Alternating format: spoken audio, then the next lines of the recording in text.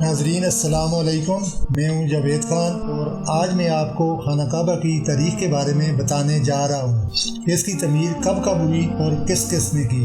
آپ سے گزارش ہے کہ سب سے پہلے آپ میرے چینل کو سبسکرائب کریں اور ساتھ ہی بیل آئیکن کا بٹن دبائیں تاکہ میری آئندہ آنے والی ویڈیو کا نوٹیفیکیشن آپ کو مل سکے۔ ناظرین، خانہ کعبہ کی تعمیر سب سے پہلے حضرت آدم علیہ السلام نے کی۔ حضرت آدم علیہ السلام جب جنت سے زمین پر تشریف لائے تو اللہ تعالیٰ سے دعا کی کہ خدایا، یہاں پر نہ تو کوئی عبادت گاہ ہے اور نہ ہی فرشتوں کی تسبیح و تکبیر کی آواز آتی ہے، جیسا کہ آسمان میں بیت المعمور دیکھتا تھا جس کے ارد گرد تمام فرشتے طواف کرتے تھے۔ اللہ تعالیٰ نے ارشاد فرمایا کہ جہاں ہم نشان بناتے ہیں وہاں کعبہ کی تعمیر کر کے اس کے ارد گرد طواف بھی کرو اور اس کی طرف منہ کر کے نماز بھی ادا کرو۔ اللہ تعالیٰ نے حضرت جبرائیل علیہ السلام کو حضرت آدم علیہ السلام کی رہنمائی کے لیے ساتھ بھیجا اور ان کو اس جگہ پر لے کر آئے جہاں پر نشان بنا ہوا تھا، یعنی کعبہ کی جگہ پر سب سے پہلے پانی پر جھاگ بنی، پھر جھاگ سے زمین بنی۔ جبرائیل علیہ السلام نے اپنے پر مار کر 7ویں زمین تک اس کی بنیاد ڈال دی۔ اس کو ملائکہ نے 5 پہاڑوں کے پتھروں سے بھرا، کوہ لمنان، کوہ طور اور 3 دوسرے پہاڑوں سے بنیاد بھر کر نشان کے لیے ہر 4 طرف دیوار کو زمین سے اٹھا دیا۔ اس طرح حضرت آدم علیہ السلام اس طرف منہ کر کے نماز پڑھتے رہے اور طواف کرتے رہے۔ بعض روایات سے پتہ چلتا ہے کہ بیت المعمور کو اس طرح رکھا گیا کہ طوفان نوح میں بیت المعمور کو اٹھا لیا گیا اور کعبے کی جگہ ایک اونچے ٹیلے کی طرح رہ گئی۔ لوگ آتے رہے اور برکت کی دعا مانگتے رہے۔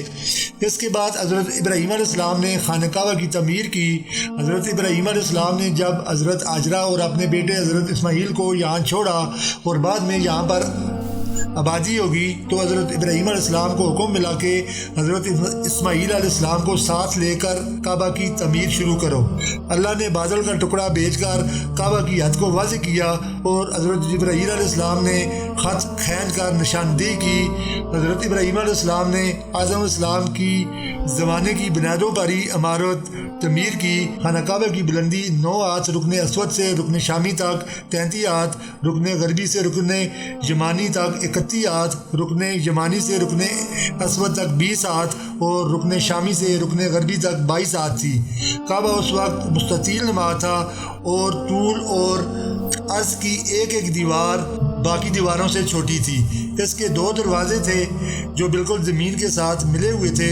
شروع میں کواڑ اور زنجیر وغیرہ نہیں تھے، بعد میں تبا امیری کے زمانے میں کواڑ اور زنجیر لگائے گئے۔ کعبہ شریف حضرت ابراہیم علیہ السلام نے تعمیر فرمایا اور حضرت اسماعیل علیہ السلام پتھر اور گارا وغیرہ دیتے رہے۔ کتنا خوبصورت منظر ہوگا جب اللہ کا نبی معمار اور اللہ کا نبی ہی مزدور یعنی معاون تھا۔ حضرت ابراہیم علیہ السلام کی تعمیر کے بعد جزوی طور پر خانہ کعبہ کی تعمیر ہوتی رہی۔ ایک مرتبہ جھرم اور امائکہ نے خانہ کعبہ کی تعمیر کی۔ اس کے بعد قصبے بن کلاب نے اس کی تعمیر کی جس نے اس کی چھت لکڑی کی بنائی۔ ایک روایت میں ہے کہ ایک عورت کعبہ شریف میں خوشبو سلگاتی یا چھڑکاتی تھی۔ ایک بار اس سے اچانک شعلہ اٹھا اور خانہ کعبہ کی چھت کو آگ لگ گئی۔ دیواریں پہلے ہی بزیدہ ہو چکی تھی۔ قریش نے فیصلہ کیا کہ مکمل طور پر نئی تعمیر کی جائے۔ ولید بن مغیرہ کو عمارت کا امیر مقرر کیا گیا اور یہ طے ہوا کہ اس میں حلال مال خرچ کیا جائے گا، کیونکہ اس وقت کے عمراء کے پاس سود سے حاصل کردہ مال تھا، اس لیے حلال مال کم جمع ہوا۔ تو قریش نے مال کی کمی اور کچھ چند اپنے مقاصد کے پیش نظر چند فرق کر دیے، یعنی کعبہ کی زمین کچھ کم کر دی اور عمارت کو چھوٹا کر دیا۔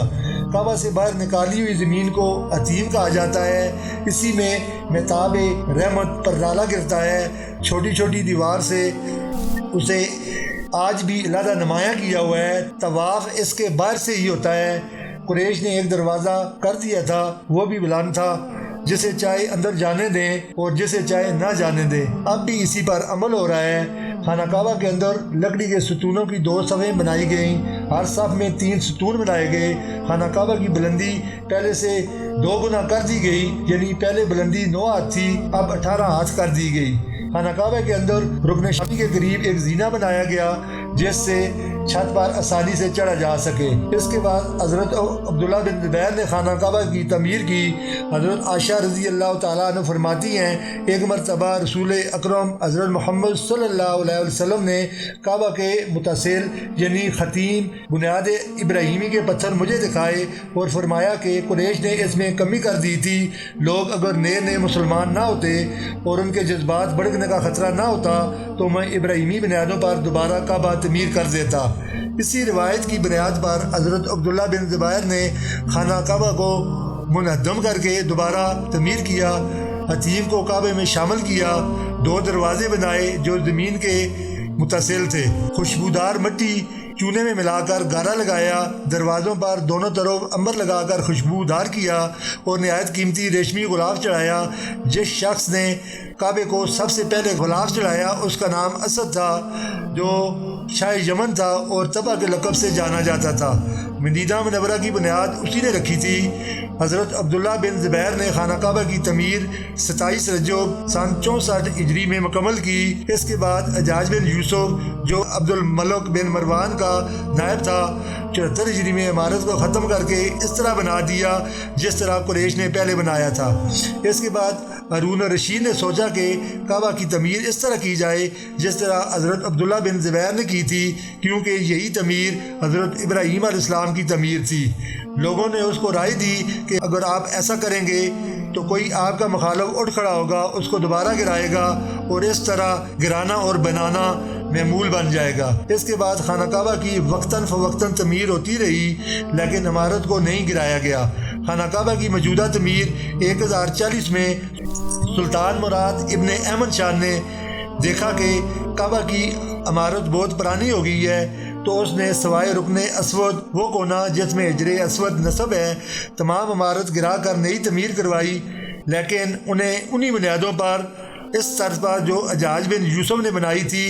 اندر سنگ مرمر کا فرش بچھایا اور اندر چھت پر نہایت نفیس مخملی چھت گیری لگائی گئی اور باہر کی دیواریں سنگ خرا سے چونا میں چنی گئیں۔ نہایت نفیس ریشمی سیاہ پردہ تمام خانہ کعبہ پر ڈالا، کلمہ طیبہ اور سلطان کا نام حاشیہ پر لکھا ہوا تھا۔ ناظرین، موجودہ کعبہ سلطان مراد کا بنایا ہوا ہے، یعنی مکمل عمارت منہدم کر کے اس کو دوبارہ نئے سرے سے تعمیر نہیں کیا گیا۔ خانہ کعبہ کی آخری آرائش و زیبائش 1996 میں ہوئی جس کے نتیجے میں زیادہ تر پتھروں کو ہٹا دیا گیا اور بنیادوں کو مضبوط کر کے نئی چھت ڈال دی گئی۔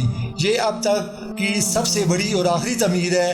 خانہ کعبہ کی عمارت اب پہلے سے بہت زیادہ مضبوط ہے۔ خانہ کعبہ کا غلاف کافی عرصہ سے مصر سے آتا رہا، ایک مرتبہ لاہور پاکستان سے بھی خانہ کعبہ کا غلاف بن کر گیا۔ پہلے یہ طریقہ کار تھا کہ پرانا غلاف اتار کر خدام کو دے دیتے تھے، لوگ تبرک کے طور پر اسے خریدتے تھے، لیکن اب یہ سعودی عرب میں ہی بنتا ہے اور اس پر شاہ سعود کا نام ہوتا ہے۔ مقام ابراہیم اور حجر اسود یہ دونوں جنتی یاقوت ہیں، یہ بہت نورانی تھے، اللہ تعالیٰ نے ان کا نور ختم کر دیا۔ اگر اللہ ایسا نہ کرتا تو مشرق اور مغرب کو چمکاتے۔